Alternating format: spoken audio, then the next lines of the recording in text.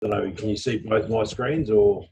Can you see your, just the one screen? Photos on it? Got the photos on it, yep. See that one I just dragged across? Yep. All right, I guess I'll just talk you through an overall of it, Shane, and let you know what I've put in place and what's going on with Mako Plumbing and that. Yeah. And what you and Jared, or what Jared's been working on to pull it all together. It was, we've asked for an extension through to Wednesday. Mako Plumbing have been working considerably, well, all week, right, on this. Yep.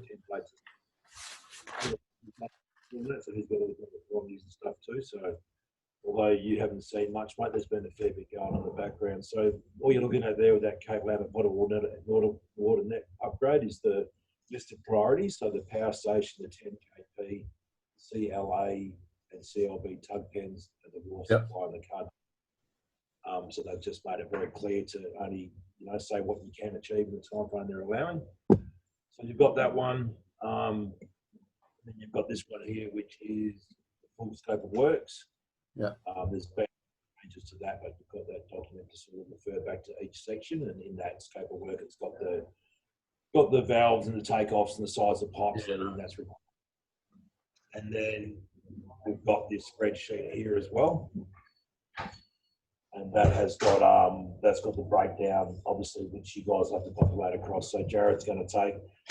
He's going to give, Brett White's going to give it to you all on his template versions and stuff and how he presents to Rio Tinto, plus his templates that they go on. And then essentially you and Jared are going, or Jared's going to need to populate it all across into a format that we can deliver the quote to Rio Tinto in.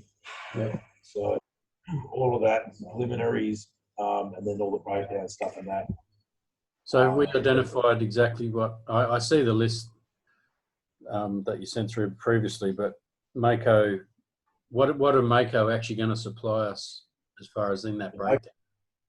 The Mako are going to give you costings for the complete installation of the whole project, basically, Shane. Right. You're going to be supplied on top of that is, so we'll have in our project management, a blanket project management, daily, quantified, 8 hours a day or whatever. We'll have blanket HSC in there. We'll have 2 site supervisors because we're going to run simultaneous locations. So we'll be working at 2 of these sites at the same time, and we're going to buy additional labour as well. So Brett, by today or shortly, will have all that information to us and how many labour he needs from us. Yep. And then obviously put all these markups and stuff onto it, and then populate out this Excel spreadsheet and get the dollar values and everything in there. So essentially, I'm going to deliver the entire project, and we're going to pick up on procuring all the stuff that he needs to do the job, and then other bits and pieces as well that he's not going to cover off on. So I've got some miscellaneous, like, for example, we're looking at concreting, cutting equipment, additional excavation for the long excavation runs through Globe, just miscellaneous stuff like signage and hard barricading and lead covers and things like that, mate. I've got prices coming for the asphalt repairs, lineal meterage estimates, to do that sort of work. And we've also got some prices coming for options to drill under a couple of the roads if we want as well. So I guess for me, the best thing we can do now is I'll just talk you through and show you the photos so you've got in your mind some sort of idea about what's going on. Yeah. Where, so that when you sit down with Jared, it'll make some sense. So we'll start with the power station. So bringing up now is an overall of the power station. So essentially, we've got to reinstate a new below ground copper line, a welded style copper line. We'll go from where my mouse is now up here, run down through there. We need to cut through concrete here, and where that all meets beneath the ground there. So that'll all be exposed to get those tie-in points. Yep. And then we green line through the road and tie in over here. And then we go up the middle as well, through to there, the orangey coloured line or the mauve line, and also the pink line goes around here to these shower services over here. So everything in the right below ground copper, and Brad will give you the meterages and the cost to install all that. And then that one that runs down on top of the blue metal, it goes through there. We're going to have an option to possibly just put the copper line onto concrete plinths instead of having to excavate through all that blue metal and shit like that. Mm-hmm. Brett's breaking down those prices, so he can look after all the concrete plinths, that sort of stuff. We'll make the little stands up for it and things like that. So that's what that first one's about. Just close that photo, next photo. And then as you work through the power station photos, Jared's worked out the linear meters there for us all in that program. So there's that section there, a little tie-in section there. But all of those areas, talk back to the spreadsheet, essentially you're going to get all that populated for you from Brett. And then we've just got to marry it across their markups on it. Okay, yep. Jared. So that's really the focus of that one. Yep. There, that's just an overall picture of the power station. Now this is the 10 kp one. Now this one's a potable water line upgrade. Now that existing blue line where it runs down there now, Shane, is all riddled with existing potable water lines, HV lines, and all the rest of it. Brett from Mako Plumbing is that's supposed to be all excavated down through here and ties in over to the end of those tanks. Yeah. Now, heaps of issues and troubles around here. We've gone through and given the meterages and stuff for cutting the roads and repairing the roads and all that. But Brett's put we're going to put an alternative solution. I'm chasing All West at the moment, and what we can go down the outside. He's been up there and seen David Stone, and as an alternative to get away from all these hazards through here, we're thinking we'll tie in across here, come down here, then run outside that fence line, all down to about the end of that box somewhere, or just around this corner. Yep. And then be above ground, 125 OD mild steel concrete line pipe, in a fashion that we're going to get a quote from All Type Engineering to do those spool pieces up for us. So it'll just be all flanged together, if you know what I mean? Yeah. And then Brett will build little concrete plinths all the way through here, every 6 metres. So is Mako Plumbing getting the price from All Type, or are we getting the price from All Type? From All Type yesterday. I've only just heard about this yesterday. So I've gone through them. I only know Brett Lee from All Type Engineering. Yeah. He's sort of not a real interesting bloke to talk to, and I'm not real knowledgeable around the pipe options and that, but I know Rio Tinto do use that option a lot. He said there's either water type standard or another type standard, and whatever we do above ground will have to be painted. But do you know those guys very well there at Type? No, I've dealt with them a couple of times, just on some inquiries years ago for cement line pipe, but not really. No, I've had a couple of quotes on them from a few pipe spools here and there. That's all. Yeah. So we'll need to chase that. So I might be going offshore, as I said yesterday, this afternoon. So I'm going to be out of the picture really over the weekend. But so we've got options to go down there. The rest of it, all regardless of whether we get the option to go down with mild steel concrete on the outside. So what we're going to be saying is that we're going to save all the risk of trying to pothole and excavate through this danger zone.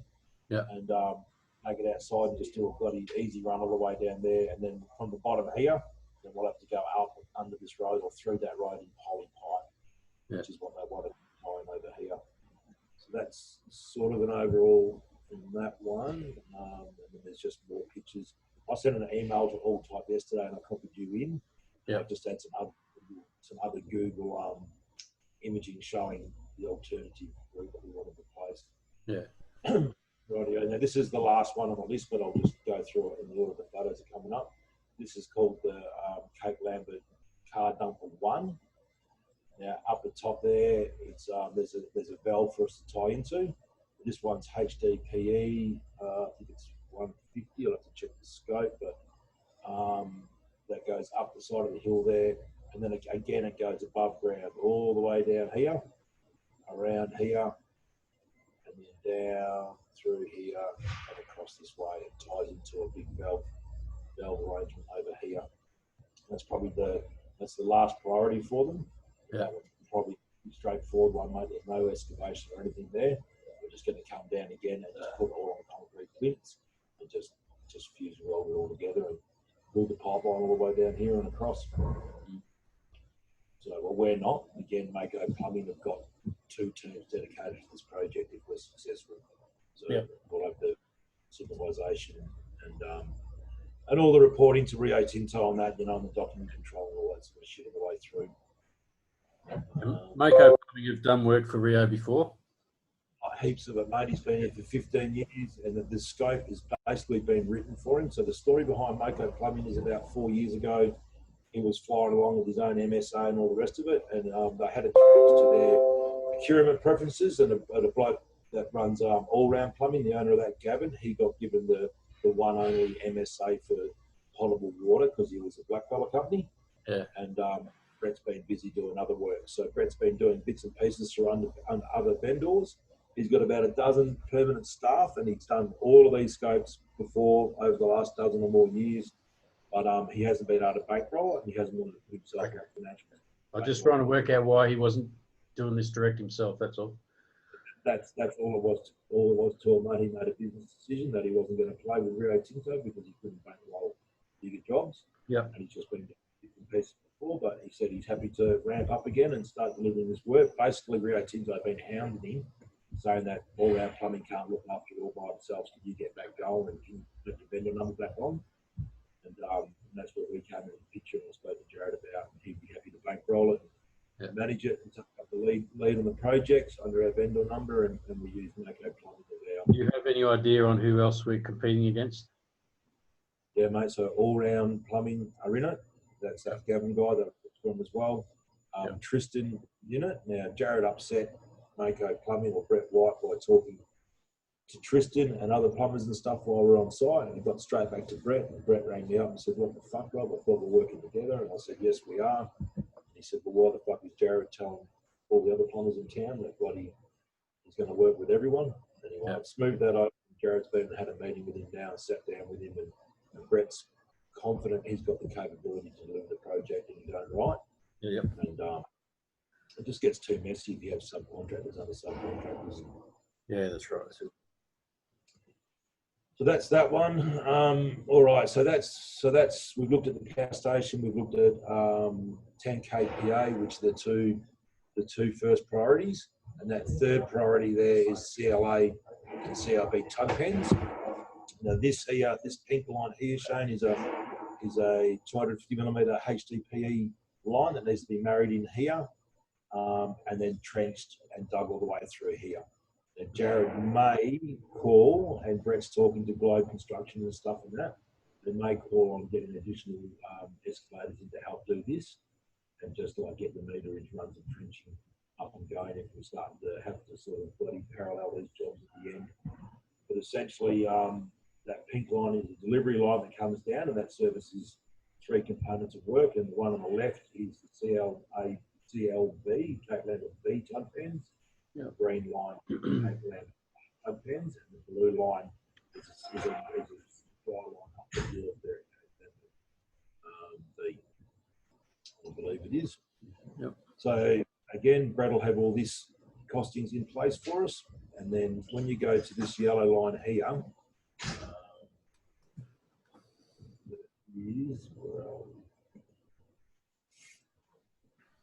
that goes to the wall. So we're looking at the wall first. We'll go back a couple of photos. Around about here where this junction is here, there's a big pit there.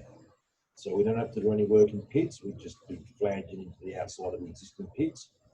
So we'll bring that line in here, flange into the pit there, then connect on the other side. That blue line goes up under the road, and that's about 300 odd metre run up that wharf, from what I can remember. And again, it's those trench runs that we may be getting Globe to factor in for us. So once we get a look at all Brett's capabilities, what he's done, we might have to just have contingency up our sleeve for additional excavation assistance. You can see it ties into pits as well. Go up the wharf.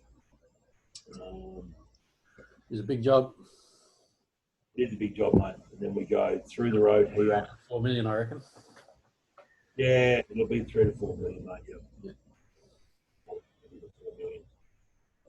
And 10 to 12 weeks to deliver it if we're successful. Shit, that's pretty.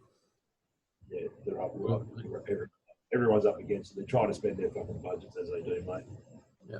That's just another line showing where that other run goes. Just trying to get to. Is there any indication on the speed of excavation? Like Brett's got all those formulas and all that sort of stuff, mate, in his templates and stuff.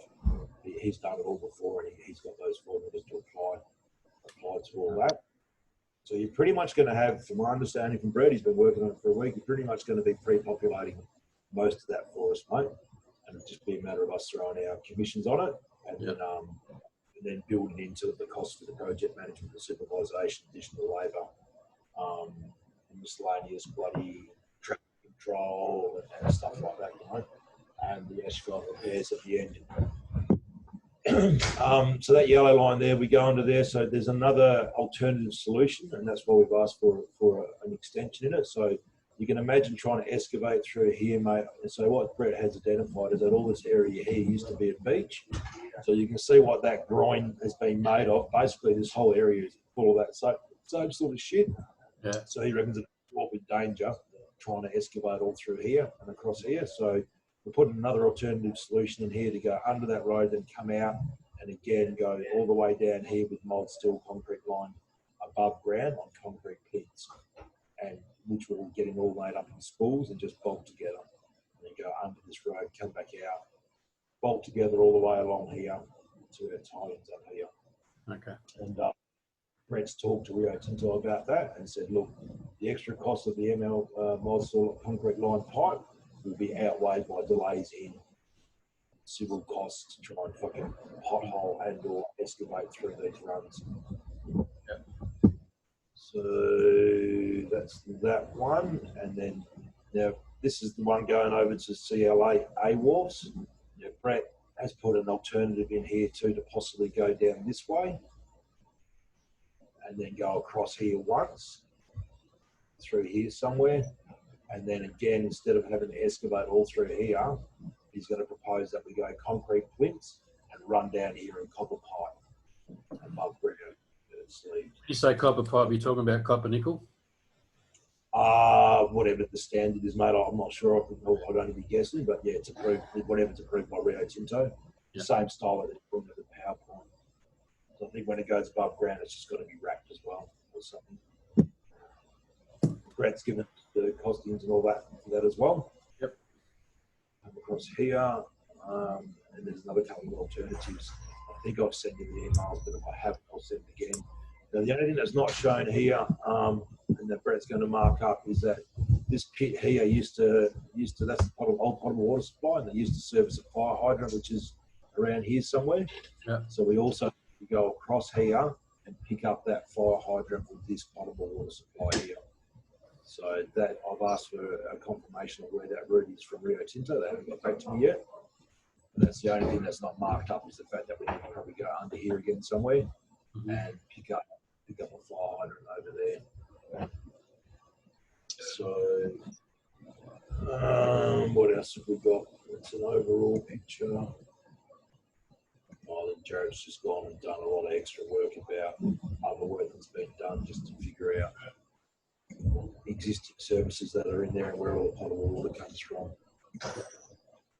So it's a pretty overall thing, but like I say, Brett will be giving you a lot of information today, and Jared's told me that he's going to sit with you on Sunday, is it? Yep. And help start populating it all across. I'm just doing some miscellaneous costing and stuff, and I'll be populating those quotes into the job folder today as the information comes back. Just some random stuff about medical costs, and I've got cost for breathalyzers to buy, getting costs for pre-start signs from Jet over there. I'm getting costs for hard barricading, that tube style stuff. Yep. This radius cost for 50 odd metres of that, so we've got some potential there. I'll chase up some day rates for traffic today, but I know it's about $1,250 or $1,400 to get a car and a couple of traffic management people on site. Yep. A day, and things like that. So that'll be the crux of it will be done, and it'll just be an overall view for you guys and those sort of out of park sort of off cuff thoughts about our contingencies, and we should do this, we should do that, One thing Jared wrote down is that in some of Brett's costing, you might find that his excavator or his small excavator is only $100 an hour because he owns the plant and equipment outright.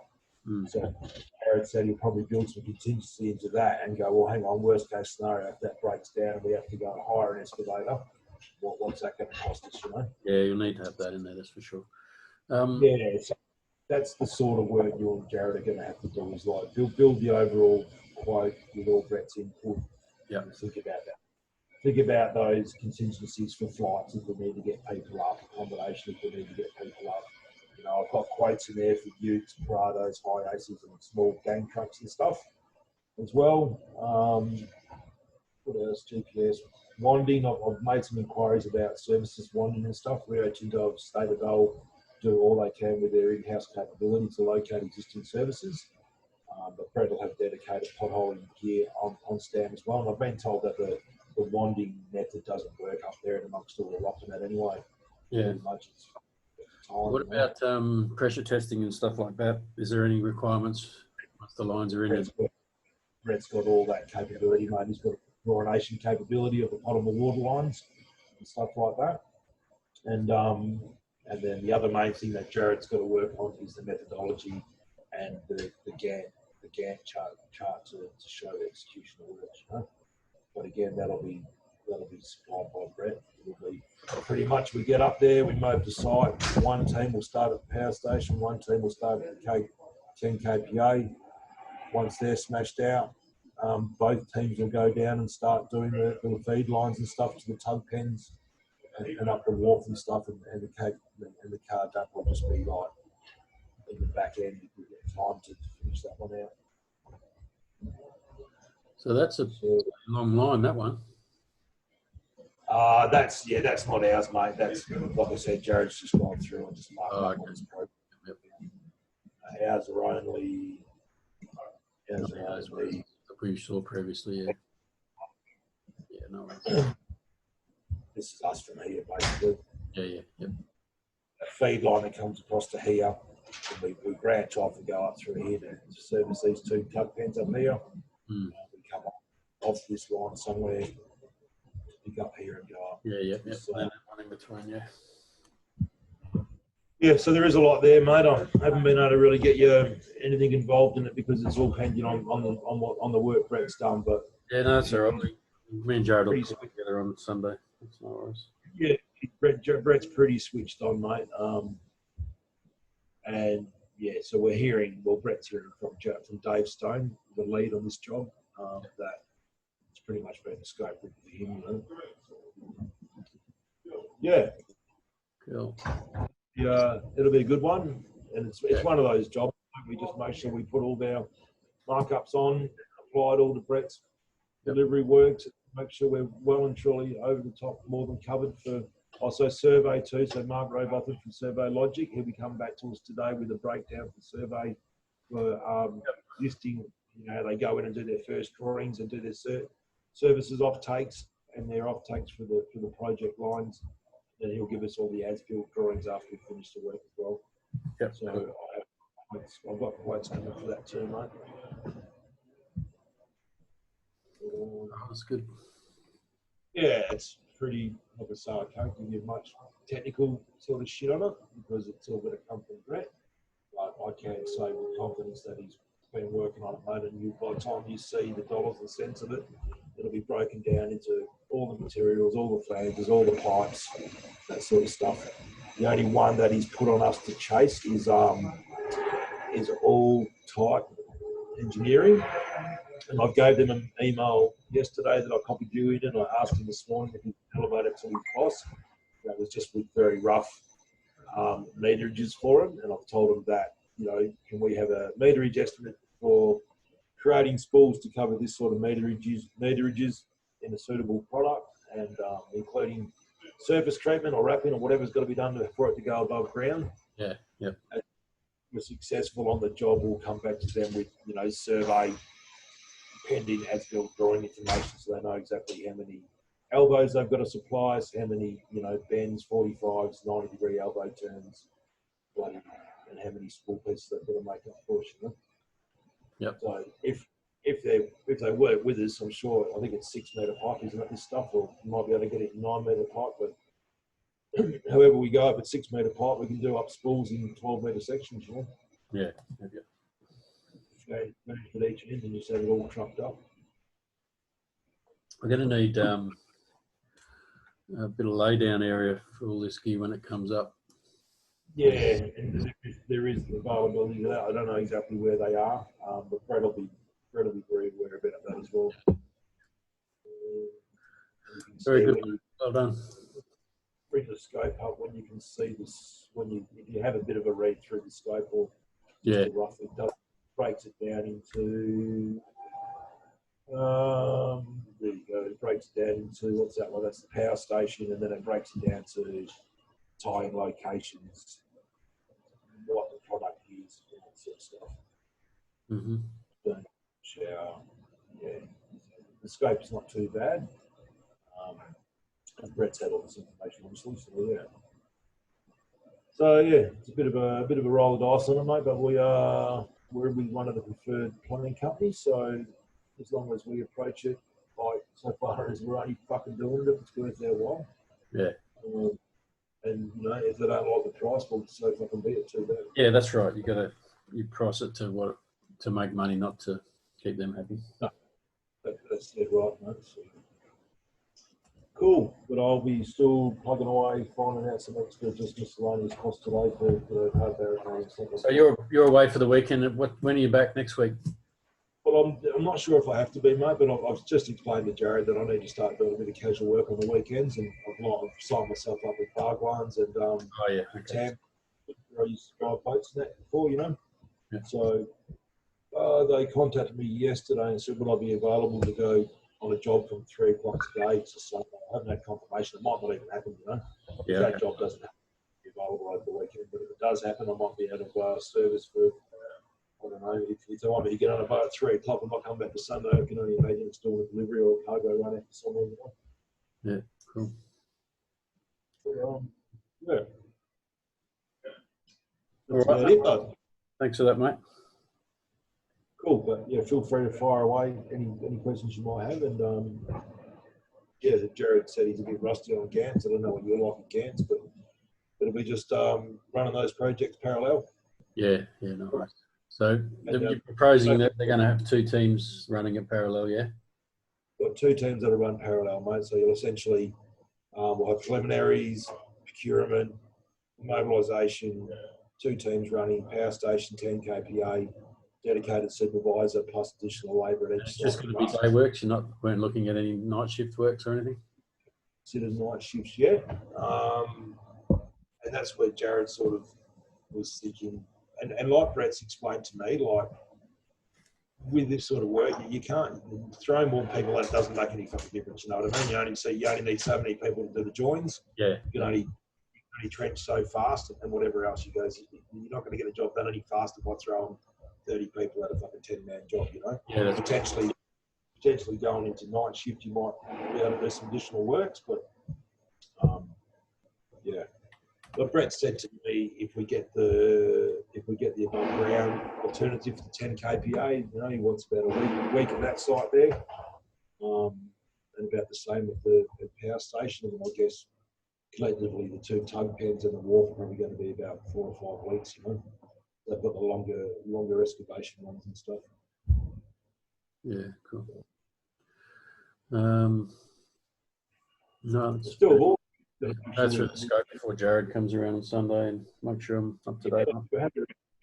Any additional? I think I've sent you the additional notes. That was your original. Yeah. So the original, see that what I've got there now. Originally they were saying fucking come out of here and go down through this gully. Oh yeah. Drag it. That's a big 425 steel pipe there. Yep. I'm going to drag it to this fucking steel pipe, and everyone just said, "Fuck, come on, cunts, fucking hell." That's like fucking. I'm down there, like, you know what I mean? Yeah. And that's just like sloppy shit down there. It's like fucking hell. Yeah. Use something. So they came around pretty fast with that one. Same with this one here. So they were saying down here, but then we can break away from where the old line is to get away from all the HB and that. But since Brett's gone down and said, why don't we just get away from all the hazards and come down this way, you know? Yeah. Yeah, we've met a couple of channels. But that's the latest. That's the update from the last site visit. So as far as equipment goes, he's got all that, eh? He's got all that, mate. He's got potholing and all that. And everywhere we go, like, again, down here where this big pit is here, we bring that other water line in. We tie in. So all our tie-ins on the outside of existing pits, which is good. Yeah. But again, we're going to have some limitations to wharf closures or wharf feed closures and that as well. So all the trenching and all the stuff will be done. And then right at the end, we'll be potholing around all these pits and stuff. We'll probably pothole all the pits in that first. So we can confirm and make sure we've got the right flanges to take off or to tie into on that. But that's how it'll go. We'll do all of the above ground work, all of the below ground, under road works, all that sort of stuff. Have all the pits potholed around the outside of them and internally, whatever we need to do to make sure we've got clear access to tie in. Mm-hmm. And then, shut the fucking water off and do the final tie-ins. Cool. But, we've given consideration to Phil. I'm still working on that now. But I'll have some costing back from the asphalt people today, some costing back from the Craft Earth Moving or Northwest Sands to supply the next couple hundred cubes of clean fill we need for backfilling the trenches, things like that. But yeah, Brett's done all this work, mate. So cool. Yeah. He's happy to ramp up, but he's not happy to bankroll these jobs because he's not, you know. Yeah. He's a pretty straightforward bloke, mate. He goes, I've been in business for 15 years up here for a reason. He goes, because if I don't think something's achievable for myself or too risky for my business, I don't fucking do it. Yeah. He goes, and then I simply can't get into the position where I've got a bankroll, you know, these big procurement jobs and stuff. So, Yeah, fair enough. Fair enough, yeah. But you know, there's a lot in this space, mate, and it's a lot that complements both our businesses. So Rodney Holden is the guy that went out and looked at those Y-piece installs out in Tom Price. Now, I don't know if we're going to win that job or not, but if we were to be successful out there, that flows onto another 600 metre installation job. And then he's got like 4 or 5 massive tank upgrades to do, you know, which are building new roofs and shit over the existing tanks out of Tom Price and around the mine sites. Mm. So if we can get this one and we can deliver this one, mate, I'm sure it'll fucking open up a lot of opportunities. Sure. Cool.